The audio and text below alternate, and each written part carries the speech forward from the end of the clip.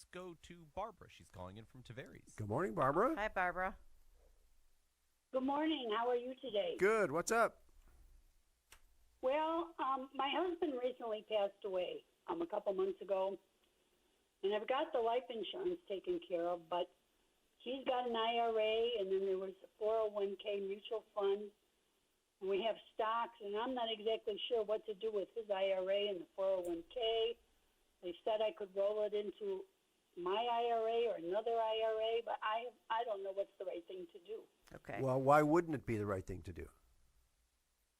I don't know. You just don't know what to do. All right, so Barbara, if you roll it over into your account, there's a couple things are going to happen. First of all, you're going to consolidate.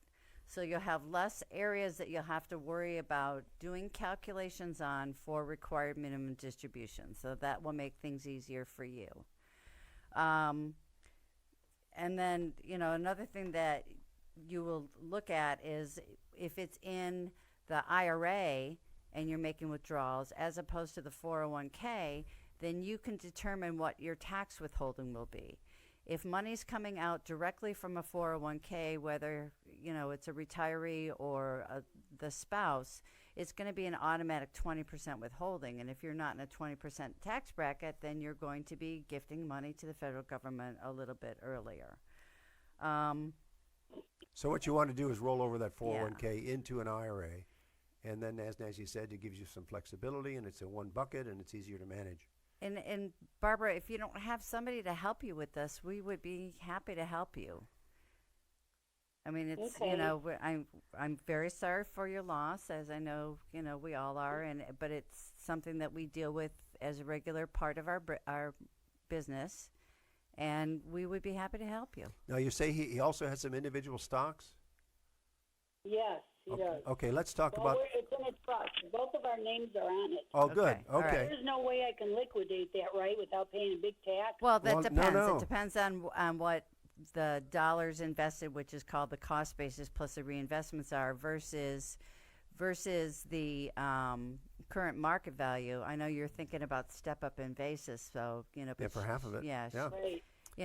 You own half. But one thing you have to be concerned about with a joint account, and I find this frequently, is that a lot of people don't have beneficiaries listed on their joint accounts, and you would want to add the designation of payable on death or transfer on death to whomever your heirs may be. So when you decide you're done with this earth, then things will move smoothly to the next generation. So again, those are the types of things that we can help people with. It just makes things easier, and nothing will be subject to probate, so whole dollars can go. But if you happen to need money from the joint account and you want to pull it out, half of that is yours. Half of it will step up to the current market value. And if it's something that you paid $10 for and now it's worth $50, you're entitled to half of that, and it would get the current market value of $25, and you sell it for $26. You're only paying tax on $1. Yeah, but so what I would recommend is that you put it in your name, get your account, get your husband's name off it, because when you have a distribution coming out of there, the check is going to be made payable to both of you, and that may create some problems for you as well. So set up an account in your name. I'm sure the firm that you're with will do that for you. And as Nancy said, set it up then as what we call a TOD, transfer on death, and that'll avoid probate for your beneficiaries. And you'll get a step up in basis for half of the value when he passed away.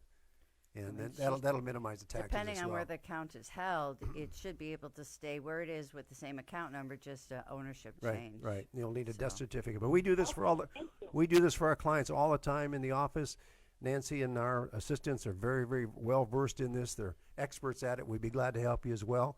You can find out about us. Sure. Go to our website. That's financialgroup.com. Financialgroup.com. You can learn all about what we do as investment advisors for our clients working for a fee. And this is all about financial planning. Yep.